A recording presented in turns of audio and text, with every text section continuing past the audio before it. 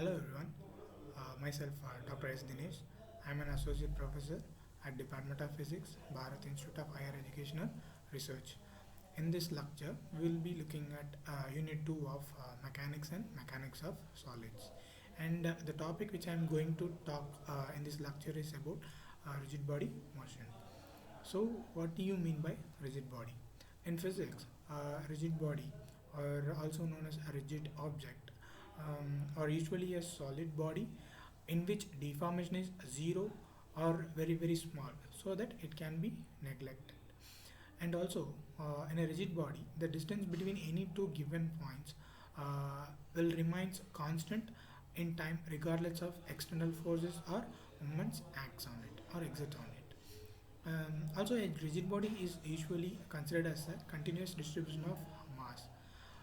In the study of special relativity, a rigid or a perfectly rigid body does not exist, and objects can only be assumed to be rigid if they are not moving near the speed of light. Also, in quantum mechanics, a rigid body is usually thought of a collection of point masses. For instance, molecules, which consist of point masses such as electrons and nuclei, are often seen as rigid bodies. Okay, so with that introduction to rigid bodies, let's move on to the rigid body motion. So, before getting to the rigid body motion, let's look at a few important terms regarding rigid body motion, which will be useful in understanding the rigid body motion. Firstly, mechanics. Mechanics is a branch of physics which concerned about the motion of bodies under some action of forces, which includes some special cases where a body will remain at rest also. Okay, so here, first concern in the problem of motion are the forces that body extends on one another, and this leads to the study of such important topics such as gravity, electricity, and magnetism according to the nature of forces involved. And this big branch of or the broad branch of physics, that is mechanics, is further classified into two main types. One is classical mechanics and the other one is the quantum mechanics. So now first let's see about classical mechanics. Classical mechanics describes the motion of macroscopic objects, which from projectiles to parts of machinery, and astronomical objects such as spacecrafts, planets, stars, and galaxies. As I said earlier, classical mechanics is a physical theory which describes the motion of the macroscopic objects. Uh, for objects governed by classical mechanics, if you know the present state of the object, it is possible for us to predict how it will move in the future, or how it has moved in the past. So, in classical mechanics, suppose if you know the present state of your object concerned, we will be able to predict how the object move in the future, and also how it has moved in the past. So we can be able to predict those. That's the beauty of classical mechanics. Also, the earliest development of classical mechanics, as we all know, that we referred that as Newtonian mechanics. It consists of physical concepts employed on the physical concepts, and also the mathematical methods invented by Greek scientists, Sir Isaac Newton, Gottfried Wilhelm Leibniz, and some other scientists in the 17th century. After that, later part of it, many such inventions made, and leading to the reformation of classical mechanics. The Newtonian mechanics later termed as Lagrangian mechanics, and also Hamiltonian mechanics. So all these developments were make the classical mechanics. So classical mechanics provides extremely accurate results when studying large objects that are not extremely massive, and also their speeds does not approach in the speed of light. When the objects being examined have about the size of an atom diameter, it becomes necessary to understand the other major subfield of mechanics. So this thing, and that is, if it is a larger object, we can be able to understand, or you can be able to explain the physical properties of that object in terms of classical mechanics. However, suppose if the size of the object is at the atomic or subatomic level, it's very hard or impossible to explain in terms of classical mechanics. So to overcome this issue, quantum mechanics have been proposed, and with that, we can be able to uh, you know uh, explain the properties, physical properties of nature at the scale of atoms and subatomic particles. So that is what we are, what we will see on the quantum mechanics. Quantum mechanics is a fundamental theory in physics that provides a description of the physical properties of nature at the scale of atoms and subatomic particles, as I said earlier. And it is also the foundation for all the quantum physics, which includes quantum chemistry, quantum field theory, quantum technology, and quantum information science. And also, what we are, or what we terms as a big achievement in the 20th century, that is nanotechnology, which is also comes from the quantum mechanics. What I mean here is that quantum mechanics is the ultimate root cause for the development of nanotechnology. So without quantum mechanics, there won't be any concepts in nanotechnology. So quantum mechanics is at most important for those who want to study, or those who want to know what nanotechnology is. Okay. Further, as we discussed earlier, classical physics, the description of in classical physics, the description of physics that existed before the theory of relativity and quantum mechanics, where it describes many aspects of nature at an ordinary scale, or we can term it as macroscopic scale. Whereas in case of quantum mechanics, it will explain the aspects of nature at very very small, that is atomic and subatomic scales, for which classical mechanics is insufficient. Most theories in classical physics can be derived from quantum mechanics as an approximation valid at large scale. So also quantum mechanics differs from classical physics in the energy, momentum, angular momentum, and other quantities of a bound system, which are restricted to a discrete set of values. And this restriction to discrete values, what we call as quantization. We will be look this in the further slides. And objects have characteristics of, also in quantum mechanics, objects will have the characteristics of both particles and waves. And this term, this behavior, what we call in quantum mechanics as wave particle duality. And there are limits to how accurately the value of physical quantity can be predicted prior to its measurement, when given a complete set of initial conditions. And this quantum mechanics is having a variety of examples. I mean, in order to understand the basics of quantum mechanics, we have as examples such as free particle, particle in a one-dimensional box, and we have harmonic oscillator, and we have a Mach Zehnder interferometer, and yeah, all these are great examples for understanding quantum mechanics. Also, quantum mechanics has had enormous success in explaining many fundamental things, or also in many applications point of view. Quantum mechanics leads to various developments in applications such as semiconductor industries, even in medical industries, um, and also uh, in electronical industries, such as what we have seen in mobiles, laptops, in televisions. That is, we are nowadays seeing LED TVs, LED screens everywhere. So the basic thing for development of LED is from the quantum mechanics. So, the ultimate importance of quantum mechanics, that quantum mechanics still evolving as an important topic in physics, and also in the development of other respective field. So let's see how we can you know how we can interpret this in the rigid body motion. So before we get into rigid body motion, let's know what is motion is first. So motion in physics is nothing but something which changes with time of the position or orientation of a body. Motion, suppose if the motion is along a line or a curve, then we term this as a translation motion. Whereas if the motion, that changes the orientation of the body is termed as the rotational motion. However, in both the cases, all the points in the body have the same velocity and also same acceleration. Also, I have given you three basic laws of Newton's. So, let's see what are those. So, according to Newton's first law, we all know that it states that every object will remain at rest or in uniform motion in a straight line unless compelled to change its state by the action of an external force.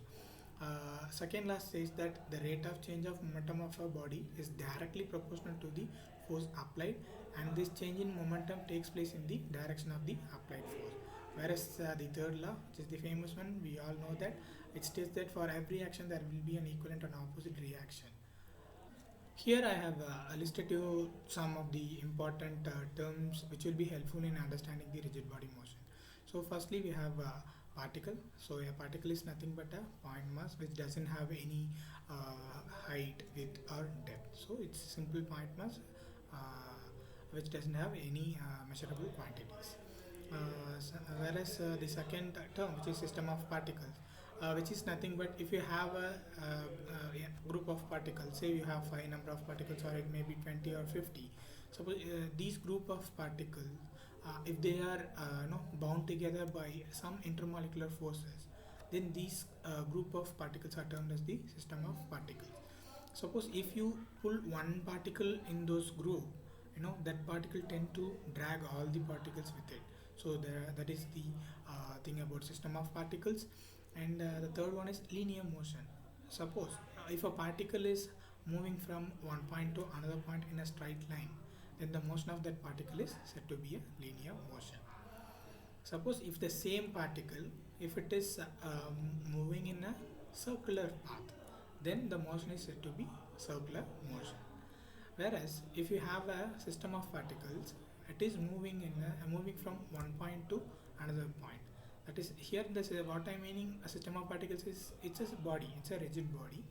So if that body is moving from one point to another point in a straight line, then we call that as a translation motion.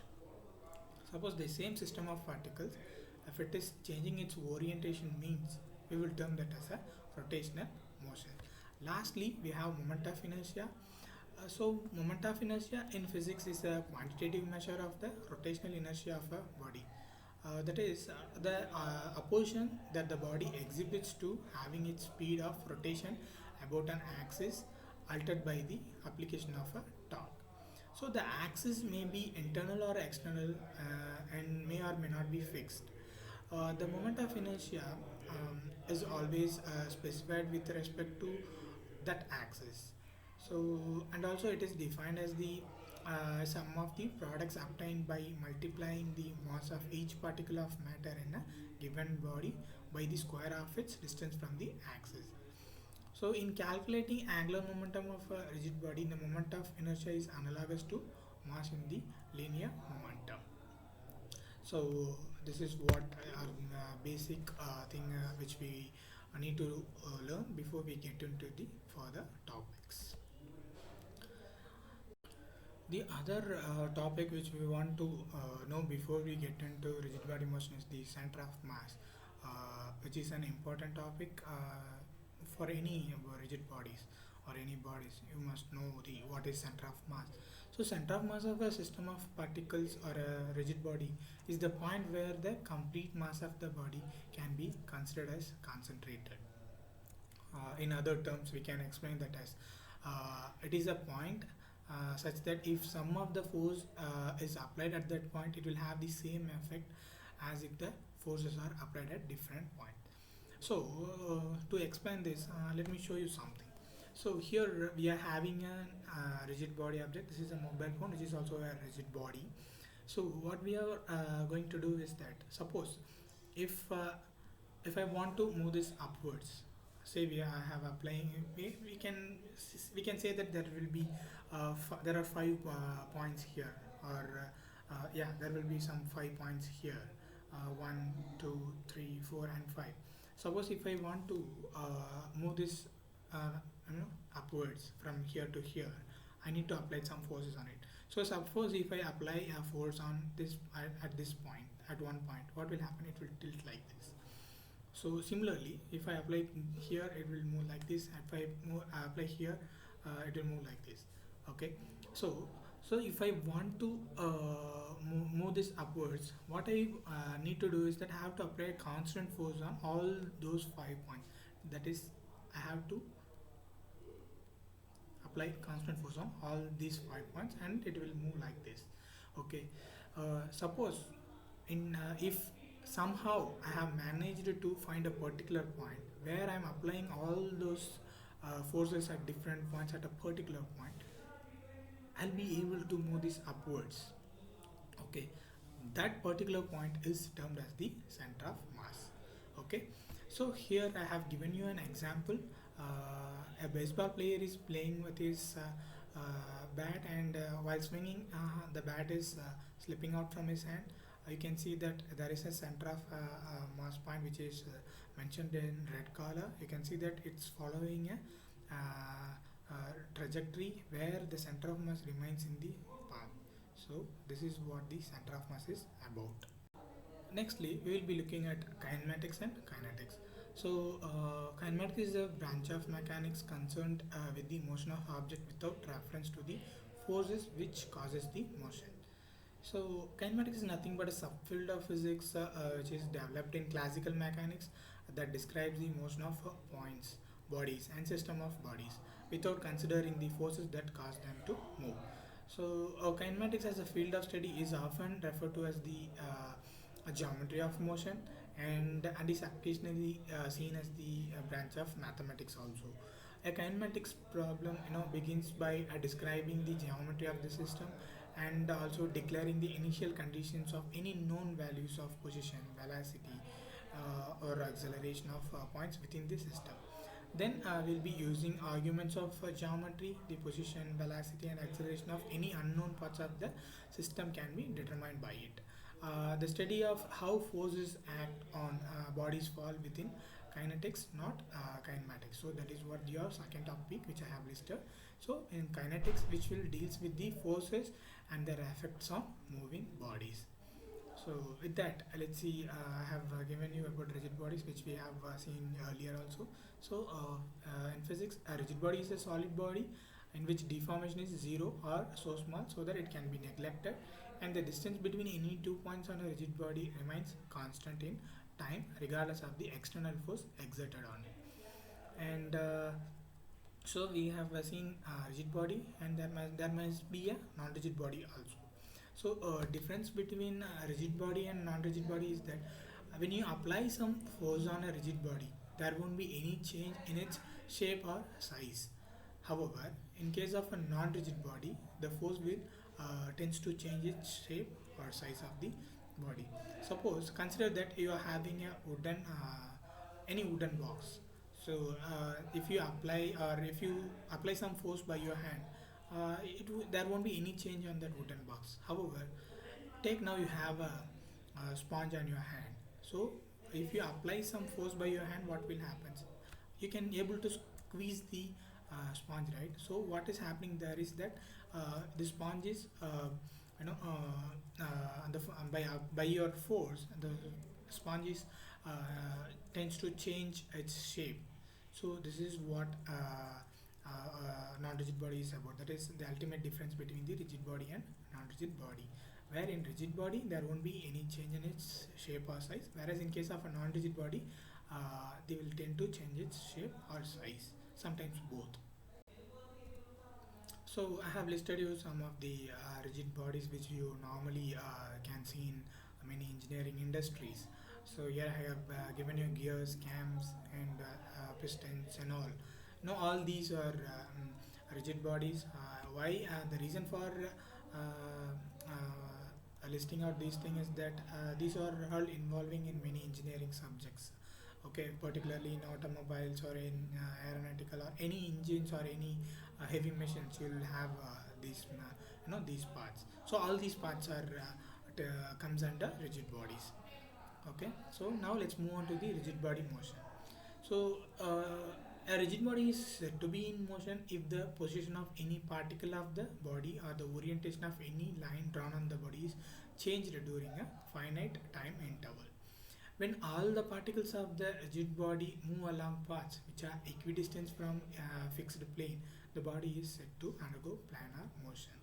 So this planar motion is further classified into three types: translation, rotation about a fixed axis, and a gentle planar motion. This gentle planar motion is nothing but is a combination of translation and rotational motion. So now let's look into translation motion first, and then we will see the other cases. So translation motion. Translation occurs if any line segment drawn on the body remains parallel to its original direction during the motion. Also, when the paths of motion for any two particles of the body are along equidistant straight line, the motion is rectilinear translation. However, if the path is in a curved line, they are termed as the curvilinear translation. You can see in the figure that the distance between you take the first diagram. You can see that the distance between 2 points is remains same from initial and final position. So if the path is in a straight line, we can term this as a rectilinear translation. Suppose if the path is in a curved path, we can term it as a curvilinear translation. So I have given you an example. You all might have went to theme parks and you must have enjoyed the roller coaster ride. The but I don't know how many of you know the basic physics behind it. So the I know the track and the motion of roller coaster is designed based on the translatory motion. So you all know that there will be two seats in roller coaster car, and each car will have two seats, and two persons can sit on it. So you can see that here there are two cars, and where two people were sitting on each car. Okay, suppose if you draw some imaginary line on each seat or each person, the line drawn will be parallel throughout the process. That is, even after the complete cycle, that is, you have ups and downs in the roller coaster. So throughout the process, the imaginary line drawn over those two persons will remains parallel to each other. So this explains the concept of translatory motion. So next thing is rotation about a fixed axis. A rigid body is said to be in rotation if all the particles of the body move along circles centered on a fixed axis of rotation. The planes of the circular parts are perpendicular to the axis of rotation. So you can see that here, particles are in this figure. Two particles, they are rotating about a fixed axis. Their diameters or radius may be different, but both the particles will start and end in such a way that they will complete rotation at the same time. So this is what rotation about a fixed axis is about. So I have given you some examples for rotation about the fixed axis. uh, Here you can see that Centrox.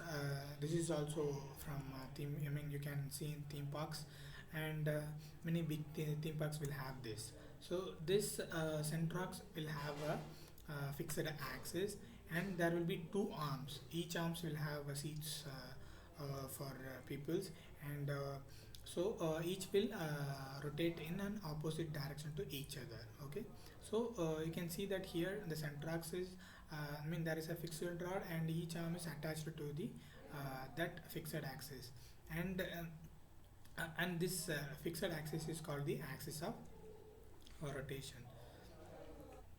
So based on this, we can be no based on the initial and final position of these two arms, there will be some angles created by these two arms, and about this, based upon this, we can be able to explain certain terms such as angular position, angular displacement, angular velocity, and angular acceleration. These are the terms which are comes from the rotation about a fixed axis. And the other thing is that there are two types of rotation motion about a fixed axis. Firstly, uniform angular velocity motion, and secondly, uniform angular acceleration motion. So suppose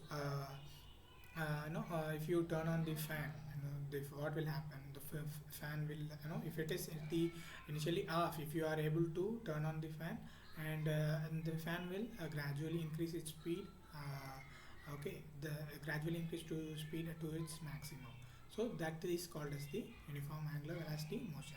However, suppose say that now the fan is at a speed of you will have a different set of speeds in table fan. So now the fan is at a maximum speed, say we are having at a level 3. Okay, so again, if you somehow if you want to reduce the speed after certain time, you can reduce it to level 1. And again, if you increase the speed to level 3, there will be increase, constant increase in the speed of the fan. Even even increasing or decreasing, in either cases the speed will be, or the acceleration will be it will be constant or it will be uniform. So these types of motions are termed as the uniform angular acceleration motion. And these are the some of the basic equations which we can differentiate from rectilinear motion as well as rotational motion, or in other words translation motion and rotational motion. So I have listed out some of these for rectilinear motion and also for rotational motion. Whereas in case of rectilinear motion it will be linear velocity, whereas for rotational motion it will be angular velocity. Similarly, in rectilinear motion it will be acceleration, whereas in rotational motion it will be angular acceleration. Okay, so these are the various different types of terms which involves in the translatory motion and the rotational motion. And lastly, we have the gentle planar motion. So as I said earlier, gentle planar motion is nothing but which is a complex motion, that is it will have both the rotational motion as well as the translation motion. So when a body is subjected to gentle planar motion, it undergoes a combination of translation and rotation. The translation occurs within a reference plane, and the rotation occurs about an axis perpendicular to the reference plane. This is what gentle planar motion is about. And one important example we can say is that you all might have seen the motion of car in a road, in a straight road. So if you are an observer at the roadside, if you if you observe the motion of a car, actually the car is translating from one point to another point. Suppose if you are taking a straight road, actually the car is moving in a straight line, so it will be from so the motion will be actually it is translating from one point to another point in a straight line. Suppose also you might be wonder, there is rotation also, actually the tires of cars are rotating. So what is happening there is that the car is experiencing both the translatory motion as well as the rotational motion. So this is one example for gentle planar motion. So there are many such examples for gentle planar motion. Here I have listed out some of the things, and I have given you a cartwheel, which is also similar to that of tires of cars. And I have listed out there is a piston which involves in some engines. Okay, so here you can see that there is two rods attached to point A, B and C.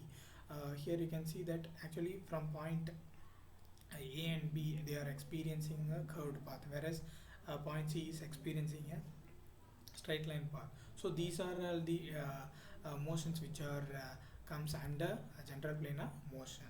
Okay, so with this I'm ending this lecture.